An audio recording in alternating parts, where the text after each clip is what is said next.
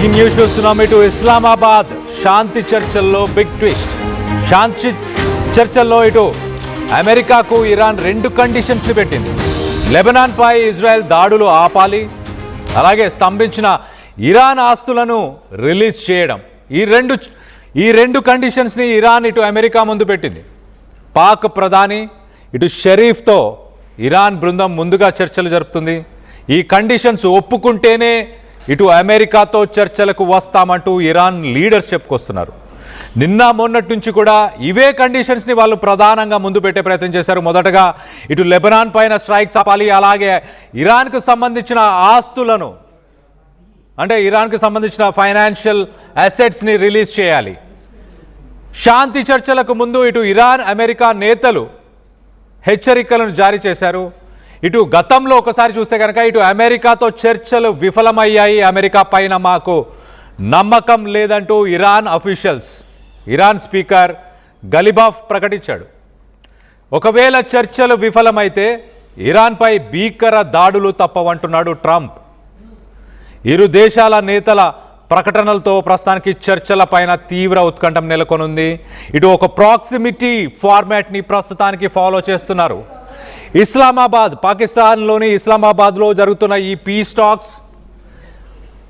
Talks పాకిస్తాన్లోని ఒక luxury hotel Serena hotel అనే ఒక హోటల్లో జరుగుతున్నాయి ఈ పీస్ టాక్స్. కానీ ఈ పీస్ టాక్స్ ఎలా జరుగుతున్నాయి అంటే ఒక ప్రాక్సిమిటీ ఫార్మాట్ అంటే ఏంటి? ఒకటే హోటల్లో ఇటు ఇరాన్ ఆఫీషియల్స్ ఇటు అమెరికా ఆఫీషియల్స్ ఉంటారు. కానీ ఒకరిని ఒకరు ఎదురు పడకుండా డిఫరెంట్ బ్లాక్స్లో వాళ్ళని పెడతారు. డిఫరెంట్ రూమ్స్లోనే వాళ్ళని పెడతారు. పాకిస్తాన్ ఆఫీషియల్స్ అంటే పాకిస్తాన్ ఫారెన్ మినిస్టర్ ఇషాక్ దార్ అలాగే మిగతా ఆఫీషియల్స్ మొదటగా ఇరానియన్స్ ఎక్కడున్నారో ఆ రూమ్స్కి వెళ్ళి వాళ్ళతోని చర్చించుతారు. మీకు ఏ అంశాల గురించి మీరు డిస్కస్ చేయాలనుకుంటున్నారు, మీ కండిషన్స్ ఏంటని. ప్రస్తుతానికి ఇరాన్ 2 కండిషన్స్ని ముందుకు తీసుకొచ్చింది. ఇమీడియట్గా లెబనాన్ పైన స్ట్రైక్స్ని నిలిపివేయాలి, దాంతోపాటు ఇటు ఇరాన్కి సంబంధించిన ఫైనాన్షియల్ అసెట్స్ని రిలీజ్ చేయాలి అంటూ అమెరికాకి 2 కండిషన్స్. ఈ 2 కండిషన్స్కి ఒప్పుకున్న తర్వాతనే పీస్ టాక్స్లో పాల్గొంటామంటూ మొండి చేయి చూపిస్తుంది ఇరాన్. ప్రస్తుతానికి చర్చలకు రానంటుంది ఇరాన్. ఈ 2 కండిషన్స్ని ఫుల్ఫిల్ చేసిన తర్వాతనే ఇటు అమెరికాతో చర్చలకు సిద్ధంగా ఉన్నామంటూ ఇరాన్ ఆఫీషియల్స్ చెప్తున్నారు.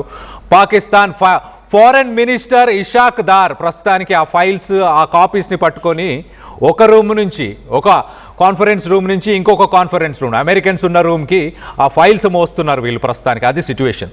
సో మొదటగా మరి అమెరికా వాటికి ఒప్పుకుంటుందా? ఒకవేళ ఒప్పుకుంటే దాని తర్వాత జరిగే పరిణామాలు ఏంటి? ఒకసారి మనం చూస్తే కనుక ఇరాన్ కండిషన్స్ ఏంటంటే స్ట్రైట్ ఆఫ్ హార్మోజ్ నుంచి వెళ్ళే ప్రతి షిప్ $2 మిలియన్ డబ్బులు కట్టాలి మాకు. అది నేను ఒమాన్ అనే దేశం ఆపోజిట్లో ఇటు స్ట్రైట్ ఆఫ్ హార్మోజ్కి ఒక వైపు ఇరాన్ ఉంది, ఇంకొక వైపు ఒమాన్ ఉంది.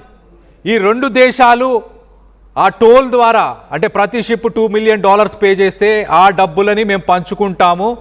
అలాగే యుద్ధంలో మేము నష్టపోయాం కాబట్టి మా దేశాన్ని మళ్ళీ రీబిల్డ్ చేసుకుంటామంటూ ఇరాన్ ఈ కండిషన్ ముందు పెట్టే ప్రయత్నం చేస్తుంది.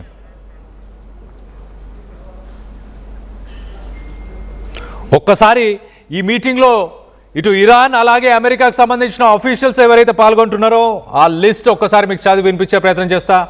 మొదటగా మనం అమెరికాకు సంబంధించి చూస్తే American vice president JD Vance, అలాగే ఇటు స్పెషల్ ఎన్వాయ్ ఒక రకంగా ట్రంప్ అడ్వైజర్ అని చెప్పొచ్చు స్టీవ్ విట్కాఫ్, దాని తర్వాత జెరెడ్ కుష్నర్ ఇటు ప్రెసిడెంట్కి ఫార్మర్ అడ్వైజర్ బట్ ట్రంప్కి ఒక ఫ్రెండ్ అని చెప్పొచ్చు, అడ్వైజర్ అని కూడా చెప్పొచ్చు. అలాగే Brad Cooper CENTCOM commander. CENTCOM అంటే ఇటు అమెరికాకు సంబంధించిన ఆర్మీ చీఫ్స్ అందరికీ ఈ బ్రాడ్ కూపరే ఎలాంటి ఇన్స్ట్రక్షన్స్ అయినా కమాండ్స్ అయినా ఆర్మీకైనా నేవీ ఎయిర్ ఫోర్స్ వీళ్ళందరికీ ఇచ్చే పర్సన్ బ్రాడ్ కూపర్ అని చెప్పొచ్చు.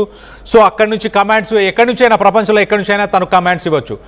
ఇరాన్ తరఫున మనం చూస్తే కనుక Mohammad Bagher Ghalibaf parliament speaker, అలాగే అబ్బాస్ అరగాచి ఫారెన్ మినిస్టర్, దాంతోపాటు Majid Takht Ravanchi deputy foreign minister, దాంతోపాటు supreme national security council secretary Mohammad Bagher Zolghadr అలాగే పాకిస్తాన్ నుంచి మనం ఒక్కసారి చూస్తే కనుక పాకిస్తాన్ ప్రైమ్ మినిస్టర్ షాబాజ్ షరీఫ్, ఇటు ఫీల్డ్ మార్షల్ ఆసిమ్ మునీర్, ఇటు ఫారెన్ మినిస్టర్ ఇషాక్ దార్, అలాగే Mohammad Asim Malik national security adviser. So ఈ పాకిస్తాన్ అనే ప్లేస్లో పాకిస్తాన్కి సంబంధించిన వ్యక్తుల్లో మూడో వ్యక్తి ఇషాక్ దార్ ఫారెన్ మినిస్టర్, ఆ ఫారెన్ మినిస్టర్ అలాగే Mohammad Asim Malik national security adviser. వీరిద్దరూ ఇరాన్కి సంబంధించిన కండిషన్స్ని, ఆ ఫైల్స్ని, ఆ ప్రపోజల్స్ని ఆ హోటల్లో సెరీనా అనే ఆ లగ్జరీ హోటల్లో ఒక సైడ్ నుంచి ఇంకో సైడ్కి వాళ్ళు బై హ్యాండ్ తీసుకొని వెళ్తుంటారు. దాని తర్వాత అమెరికా దానిపైన ఎలా రెస్పాండ్ అయింది, అమెరికన్ అఫీషియల్స్ ఎలా రెస్పాండ్ అయ్యారు, ఇటు వైస్ ప్రెసిడెంట్ జేడీ వ్యాన్స్ ఎలా రెస్పాండ్ అయ్యాడు అన్న ప్రపోజల్స్ని మళ్ళీ ఇరాన్ దగ్గరికి వాళ్ళు నడుచుకుంటూ మళ్ళీ ఆ హోటల్లో ఇటు ఇరానియన్ సైడ్ మళ్ళీ వెళ్ళి వాళ్ళకి ఆ ప్రపోజల్స్ ఇచ్చే ప్రయత్నం చేస్తారు. సో మొత్తం మీద ప్రస్తుతానికైతే ఇటు ఇరాన్ రెండు కండిషన్స్ని ఫుల్ఫిల్ చేసిన తర్వాతనే చర్చలకి మేము సిద్ధంగా ఉన్నాం, అప్పటిదాకా అసలు చర్చించే అవకాశం కూడా లేదు, మాకు అమెరికా మీద నమ్మకం లేదు అంటూ స్ట్రాంగ్గా ఇటు చెప్పే ప్రయత్నం చేస్తున్నారు. మనం చూస్తే ఇరాన్కి సంబంధించిన ఈ మహమ్మద్ బాగర్ గాలిఫ్ అంటే పార్లమెంట్ స్పీకర్, తను ఇటు పాకిస్తాన్కి వెళ్ళే సమయంలో తన ఫ్లైట్లో కొన్ని ఖాళీ సీట్స్ ఏవైతే ఉన్నాయో ఆ సీట్లలో చనిపోయిన చిన్న పిల్లలకి సంబంధించిన ఫొటోస్ని కూడా పెట్టారు. అప్పుడు ఆయన ఒక స్టేట్మెంట్ ఇచ్చాడు చాలా క్లియర్గా, ఇరాన్లో మేము ఎంతో నష్టపోయాం, ఎన్నో ప్రాణాలను కోల్పోయాం, ఇటు అమెరికా చెప్పే కళ్ళబొల్లి బాటలను ఊరికే నమ్మము, మేము అలాంటి పరిస్థితుల్లో లేము అంటూ కూడా ఆయన చెప్పారు. సో మొత్తం మీద ఇరాన్ అయితే చాలా స్ట్రాంగ్గా ఉంది అమెరికా మెడలు వంచడానికి. మరో పక్కన ట్రంప్ రానున్న ఎలక్షన్స్లో ఓడిపోయే అవకాశం కూడా ఉంది. ఈ యుద్ధం నుంచి ఒక ఎగ్జిట్, తన పేరుని తన ప్రతిష్టని అమెరికా పరువుని కాపాడడానికి ఒక ఎగ్జిట్ కావాలి, ఆ ఎగ్జిటే పాకిస్తాన్. ఒకవేళ చర్చలు గనక విఫలమైతే పాకిస్తాన్ పరిస్థితి దారుణంగా ఉంటుంది. ఇటు ఇజ్రాయెల్ మాత్రం ఎట్టి పరిస్థితులలో లెబనాన్ పైన యుద్ధం ఆగదు, హెజ్బుల్లా పైన నా దాడులు కొనసాగుతూనే ఉంటాయంటూ ఇజ్రాయెల్ చెప్తుంది. మరో పక్కన ఇరాన్ యాక్సిస్ ఆఫ్ రెసిస్టెన్స్ అంటే హెజ్బుల్లా, హౌతీస్, హమాస్ ఈ యాక్సిస్ ఆఫ్ రెసిస్టెన్స్కి సపోర్ట్ని తగ్గించాలి ఇరాన్ అంటూ అమెరికా డిమాండ్స్ని ముందుకు తీసుకొచ్చే ప్రయత్నం చేస్తుంది. వాళ్ళకి ఫండింగ్ ఇవ్వకూడదు, వాళ్ళకి వెపన్స్ ఇవ్వకూడదు, వాళ్ళకి ఆర్మీ సపోర్ట్ చేయకూడదు అంటూ అమెరికా డిమాండ్స్ తీసుకొస్తుంది. సో మొదటగా ఇరాన్ తీసుకొచ్చిన ఆ రెండు డిమాండ్స్ని ప్రస్తుతానికి అమెరికా పూర్తి చేస్తేనే చర్చలు జరుగుతాయంటూ ఇటు ఇరాన్ పట్టుపట్టింది. మరి దానికి ఎలాంటి రెస్పాన్స్ రాబోతుంది, ఆ రెస్పాన్స్ వచ్చిన తర్వాతనే పీస్ టాక్స్ జరుగుతాయంటూ చెప్పుకొస్తున్నారు. ఇటు జేడీ వ్యాన్స్ ఏం మాట్లాడుతున్నారు, ఏం మాట్లాడాడు ఒక్కసారి జేడీ వ్యాన్స్ తన మాటల్లోనే వినే ప్రయత్నం చేద్దాం. Looking forward to the negotiation. I think it's going to be positive. We'll, of course, see. As the President of the United States said, if the Iranians are willing to negotiate in good faith, we're certainly willing to extend the open hand.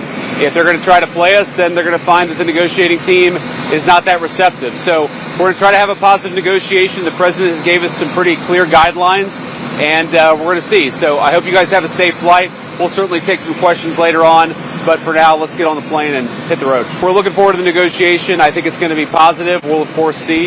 As the President of the United States said, if the Iranians are willing to negotiate in good faith, we're certainly willing to extend the open hand.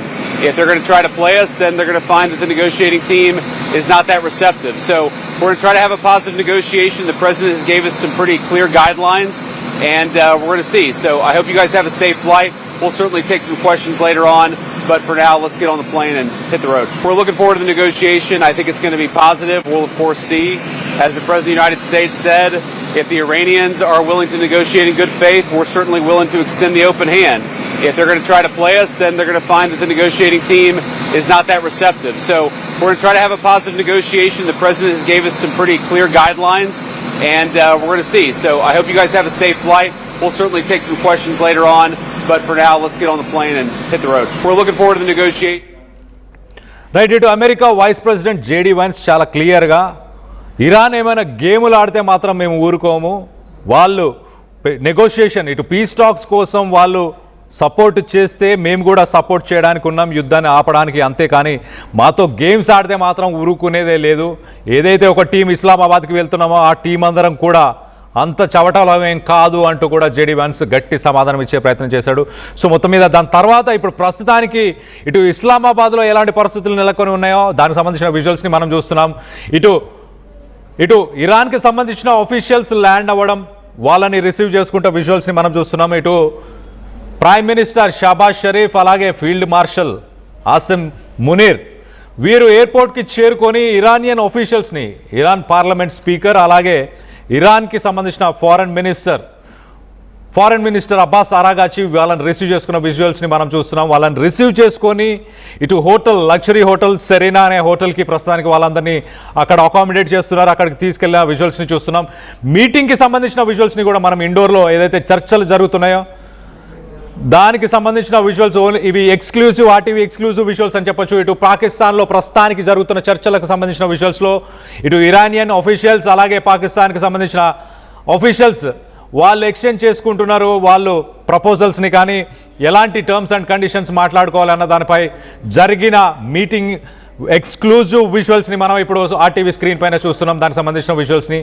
So మొత్తం మీద మొదటగా Iranian ఆఫీషియల్స్తోని ఇరాన్కి సంబంధించిన foreign minister, ఇరాన్కి సంబంధించిన parliament speaker వీరందరితోని ఇటు Pakistan foreign minister Ishaq Dar అలాగే ఇటు షాబాజ్ షరీఫ్ వీరంతా మొదటగా ఒక డిస్కషన్లో ఉంటారు. తర్వాత ఆ ప్రపోజల్స్ అన్నిటినీ బై హ్యాండ్ ఇలా నడుచుకుంటూ మళ్ళీ వెళ్ళి అమెరికన్ ఆఫీషియల్స్, అదే హోటల్లో ఉన్న అమెరికన్ ఆఫీషియల్స్ దగ్గరికి వెళ్ళి ఇటు ఫారెన్ మినిస్టర్ ఇషాక్ దార్ ఆ ప్రపోజల్స్ని అంటే ఇరాన్ పెట్టిన కండిషన్స్ని ఇటు అమెరికన్ ఆఫీషియల్స్కి, అమెరికన్ వైస్ ప్రెసిడెంట్కి ఎక్స్ప్లెయిన్ చేస్తారు. తర్వాత వాళ్ళ ఒపీనియన్స్ ఏంటనేది మళ్ళీ ఆ ప్రపోజల్స్ని తీసుకొని మళ్ళీ ఇరాన్ దగ్గరికి వెళ్తారు, ఇరానియన్ ఆఫీషియల్స్ దగ్గరికి. సో మొత్తం మీద రెండు సైడ్లు ఇటు అటు కమ్యూనికేట్ చేయడానికి మరి పాకిస్తాన్ ఉంది.